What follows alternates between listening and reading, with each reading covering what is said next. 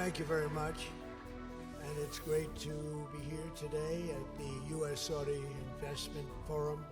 I want to thank my friend, a great gentleman, Crown Prince Mohammed of Saudi Arabia, for his bold leadership and deep commitment to the ties between our two countries. Thank you.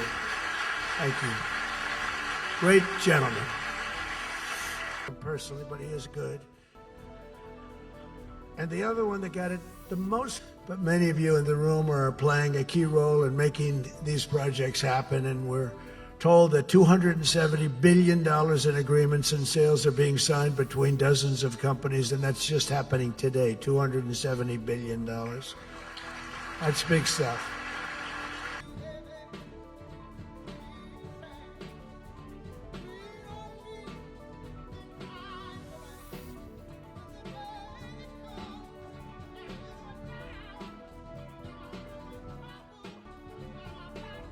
Countries also signed groundbreaking agreements on civil nuclear energy, critical minerals, and artificial intelligence. And I want to congratulate a lot of the great American leaders, business leaders that are in the room. And you'll do a great job for Saudi Arabia and for a lot of other people in the room that are buying your product, taking your product, and using your product. All of that is in addition to the $600 billion investment in the United States that Saudi Arabia announced during my unforgettable visit there last spring. Well, I said, could you try and get that up to $1 trillion? And yesterday, the Crown Prince announced that the number that they'll be investing in the United States is $1 trillion. So that's really an honor.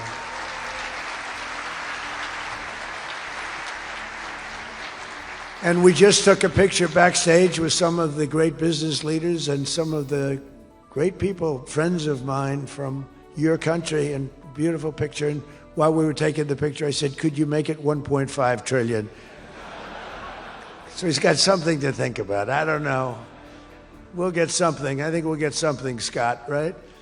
But many of you in the room are playing a key role in making these projects happen, and we're told that $270 billion in agreements and sales are being signed between dozens of companies, and that's just happening today, $270 billion. That's big stuff.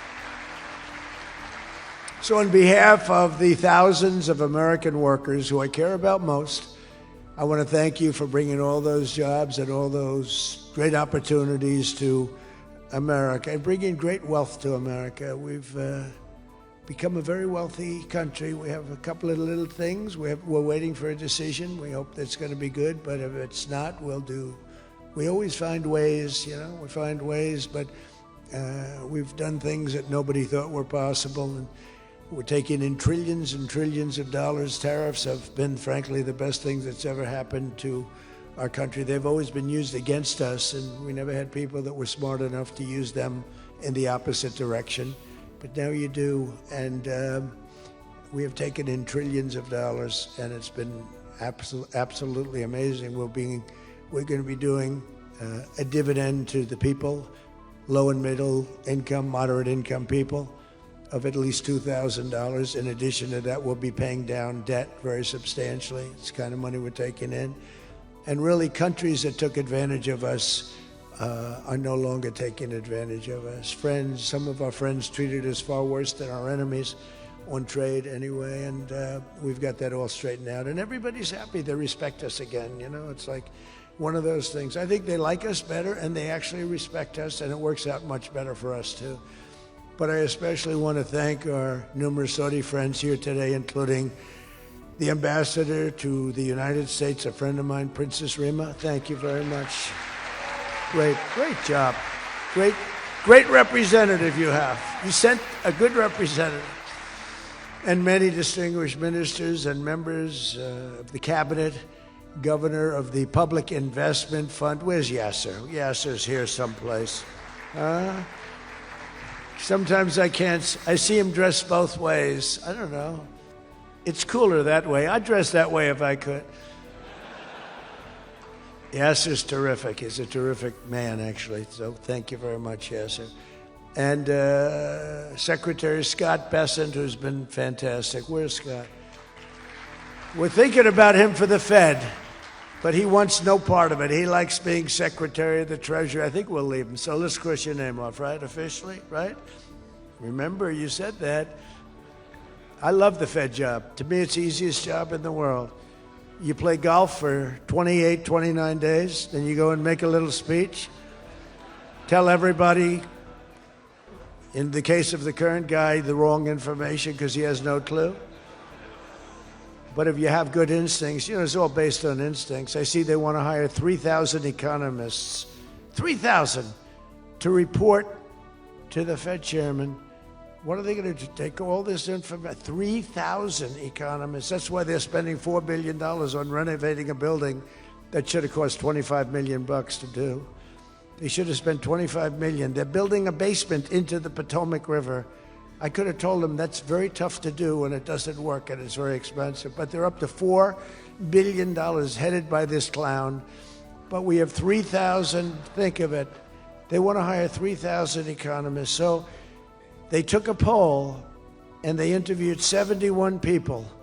And of the 71 people, 2 people got it right. 2 people. One was a great economist whose name I won't tell you because I don't like him personally, but he is good. And the other one that got it the most right was a man named President Donald J. Trump. Do you believe it? Everyone else was wrong. And I didn't have an economist. Well, I had Scott. But we got it right, didn't we? Huh? We got everything right. Doug Burgum, where's Doug? Will you please drill a little bit faster? Between him and I'll tell you, you and Chris was great on television, and he's setting records. They're setting records, but I'll never be satisfied. Drill, you know, we got elected. Drill we must, I called it. Drill, baby, drill. Con Edison, a great utility from New York many years ago, they used to have a sign, drill we must and dig we must. So when they were digging in a road, they'd have a sign, dig we must. Well, now we're putting those utilities to shame because I'm allowing all of those AI plants that are being built to build their own electric generating force, and they're building them like nobody's ever seen, and they're coming up with ideas and new contraptions like nobody's ever seen. And this way they can't blame me for not producing electric. I said, you produce it yourself. And actually they didn't believe I was saying that because nobody ever thought of a thing like that. They're building a massive plant. They were going to hook it up to a 200-year-old grid. And you know that wasn't going to work because there's no way of doing that. No way we could have done that. And I had the idea. This was my idea, approved by a couple of people. I said, why wouldn't that happen? They're building a plant for $50 billion. You know, if you build a shopping center for $50 million, it's okay. It's not a bad shopping center. 500 million, you're talking about top of the line. 50 billion. So when it was first explained they're spending 50 billion, I said, no, you mean 50 million. No, sir, we mean 50 billion. And then I saw some of them that were the size of Manhattan. I said, they did mean 50 billion. And I said, well, what you're going to do is with that, how would you like to build your own electric generating plant? And they looked at me like I was crazy because something like that, they really didn't understand it. The smart guys, they didn't understand it.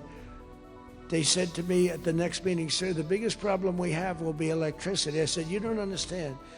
I told you last week, you're going to build your own. I'm giving you approval to build your own plant, and you will be approved within a period of 2 to 3 weeks. It used to take 20 years prior to termination. In other words, you would wait 20 years and you wouldn't make it. You'd be voted down 5 to 4.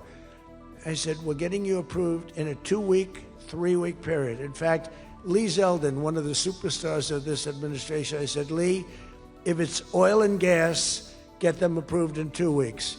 If it's nuclear, add another week. Because some are going nuclear, and they're doing, be careful. They better be careful.